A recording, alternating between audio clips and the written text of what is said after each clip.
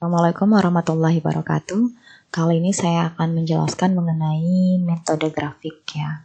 Metode grafik itu adalah salah satu metode yang digunakan untuk menyelesaikan masalah dalam program linear. Selain metode grafik nanti ada metode simplex ya. Kita mulai dulu dari metode grafik dulu. Ada beberapa langkah-langkah ketika Anda mau menyelesaikan sebuah model matematik dengan menggunakan metode grafik.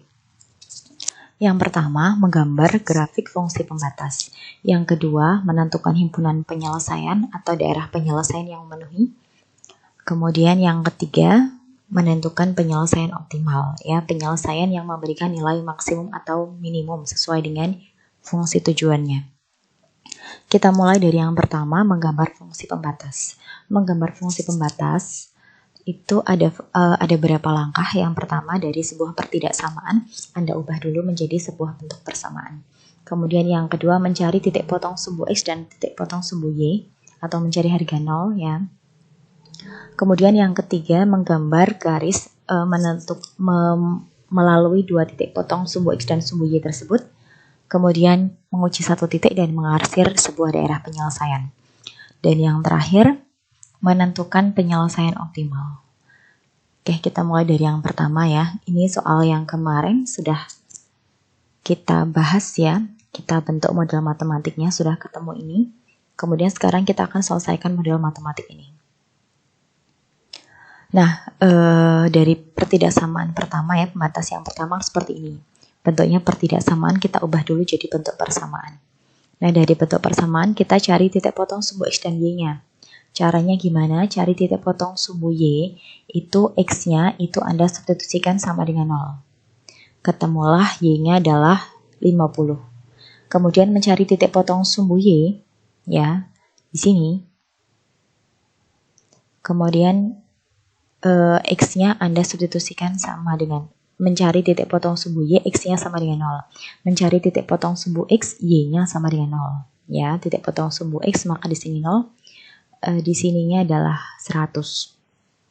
Maka kita ketemukan titik potongnya 0,50 dan 100,0 di sini dan di sini.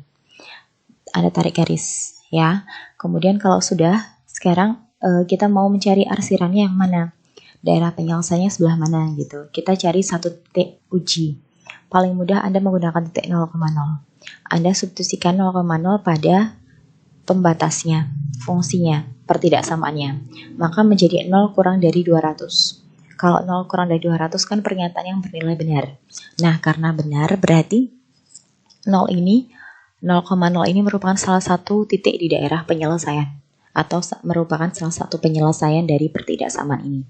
Maka daerah penyelesaiannya adalah di bawah garis ya. Anda mau yang diarsir yang daerah penyelesaian atau tidak, itu monggo pilihan ya. Yang penting ketika memilih, Anda memilih daerah penyelesaian yang diarsir, maka itu yang Anda lakukan terus. Tapi nanti konsekuensinya, nanti pada daerah penyelesaian akhirnya itu akan ada tumpuk-tumpuk arsiran ya. Arsirannya akan bertumpuk-tumpuk banyak. Akan lebih efektif dan efisien kalau Anda menggunakan yang bukan daerah penyelesaian yang diarsir ya, kalau Anda menggambar secara manual gitu ya. Nah, kemudian kalau sudah, kita masuk ke pembatas yang kedua, 2x tambah 2y kurang dari atau sama dengan 120. Ini kita ubah juga menjadi bentuk sama dengan. Kalau sudah menjadi bentuk sama dengan, kita cari titik potong sumbu x dan y. Cari titik potong sumbu y, x-nya 0 kan, ketemu y-nya 60. Mencari titik potong sumbu x, y-nya dinolkan, ketemu x-nya 60 ya. Kemudian kalau sudah, kita gambar garis 0,60 dan 60,0 ini. Kemudian cari titik uji kayak tadi, titik 0,0 ketemu 0 kurang dari 120 ya. Nah, kalau sudah sama seperti tadi ya, jadi 0,0 ini merupakan salah satu penyelesaian. Berarti daerah penyelesaiannya adalah di bawah garis ya. Kalau Anda pengen penyelesaiannya bersih, maka yang diarsir yang bukan penyelesaian. Tapi kalau Anda mau yang daerah penyelesaian diarsir ya silakan, bisa aja. Gitu. Ya. Kemudian pembatas yang ketiga, 4x kurang dari sama dengan 160 diubah jadi bentuk persamaan. Disederhanakan ketemu x sama dengan 40. X sama dengan 40 itu di sini. Kita gambar garisnya. Kemudian kita cari yang diarsir yang sini atau sini. substitusikan titik 0,0 ya, ternyata 0 kurang dari 160 bernilai benar, berarti ini adalah salah satu penyelesaian. Berarti daerah penyelesaiannya di sebelah kiri garis ya. Nah, kalau sudah, yang terakhir, pembatas yang terakhir adalah persyaratan negatifnya X lebih dari 0 dan lebih dari sama dengan 0 dan Y lebih dari sama dengan 0. Kita buat garis X sama dengan 0 di sini dan juga Y sama dengan 0 di sini. Sekarang arsirannya sebelah mana? Yang pertama dulu ya, yang X-nya lebih dari sama dengan 0. Kita mau cari daerah arsirannya, maka substitusikan aja titik 50,50 ya, karena kalau ada substitusikan ini nggak bisa ketemu. Jadi cari yang di sini atau di sini. Misalnya titik 50,50 ya, maka ini berarti 50 lebih dari 0. Berarti kan ini merupakan salah satu penyelesaian. Jadi daerah penyelesaian di sebelah kanan garis. Kemudian yang Y lebih dari sama dengan 0, mau di atas boleh atau di bawah boleh ya. Saya ambil misalnya 50,50 lagi. Maka 50 lebih dari 0 ya. Kalau 50 lebih dari 0 berarti ini merupakan salah satu penyelesaian. Jadi penyelesaiannya di atas ya. Kalau penyelesaiannya di atas, yang tadi itu di kanan, maka irisannya adalah di sini. Nah, ini adalah daerah penyelesaian untuk X lebih dari sama dengan 0 dan Y lebih dari sama dengan 0. Kemudian dari beberapa grafik yang tadi ya, grafik yang pertama kan ini arsir di sini, grafik kedua ini arsir di sini ya, grafik yang ketiga ini arsir di sini, dan grafik yang keempat itu adalah di sini. Ya, maka irisannya adalah di sini. Ini adalah himpunan penyelesaian. Berarti sekarang kalau kita mau mencari penyelesaian optimalnya, daerah penyelesaian di sini, berarti kita cari dulu titik pojoknya. Ada titik 0, A, B, C, dan D. Ya, titik 0,0 atau titik O. Titik A ini 60,0, bukan 60 ya, 40,0. Kemudian titik B itu 40,20. Titik C itu adalah 20,40. Ya, ini diperoleh dari mana? Dari eliminasi persamaan garis ini dan persamaan garis ini kita eliminasi. Ketemu titiknya B, yaitu 20,40 ya. Kemudian yang titik D-nya 0,50 ya. Sekarang dari semua titik-titik pojok ini Anda substitusikan ke fungsi tujuannya. Fungsi tujuannya kan ini 20x tambah 30y yang menghasilkan nilai maksimum. Nah, titik 0,0 kita substitusikan ke sini hasilnya 0. Titik 40,0 kita substitusikan hasilnya 800. Titik 40,20 1400. Mohon maaf ini maksimumnya bukan yang ini ya, tapi yang di bawah. Yang 1600. Ini nggak ada ralat. Nah,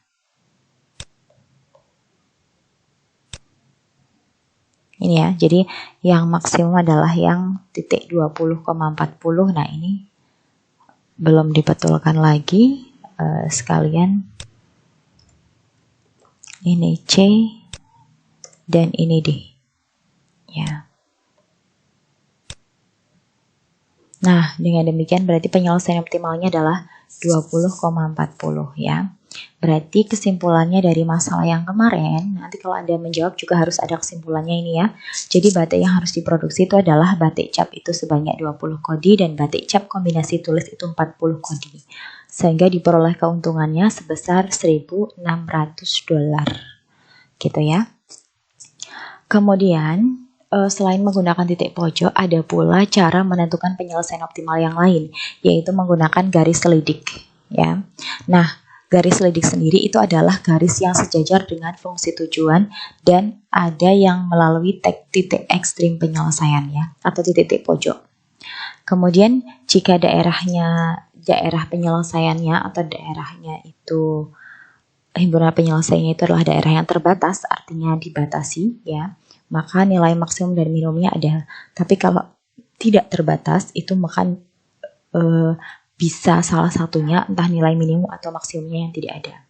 Jika daerah visible-nya kosong atau tidak punya daerah penyelesaian yang layak, maka nilai maksimum dan minimum jelas tidak ada.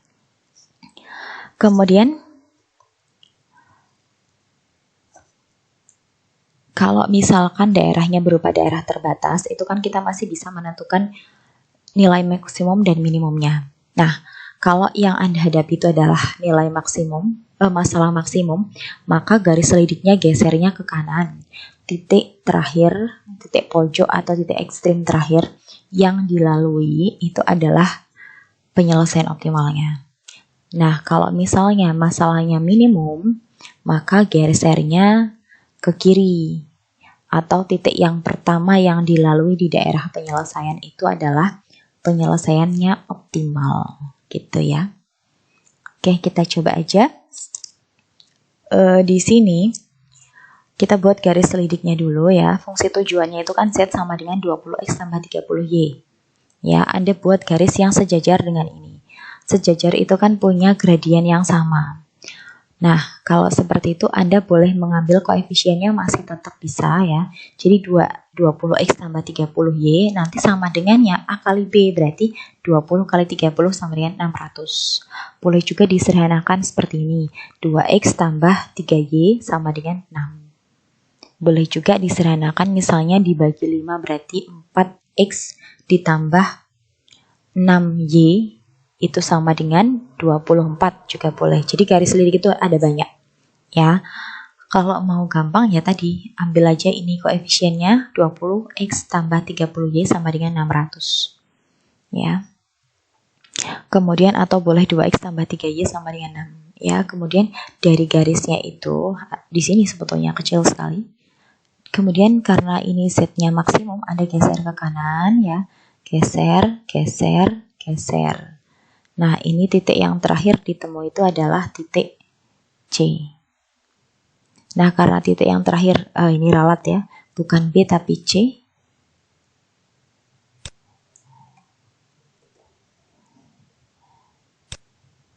(20,40) ya. Nah, ini adalah penyelesaian optimalnya. Jadi mau menggunakan garis selidik atau mau menggunakan metode titik pojok itu hasilnya akan sama.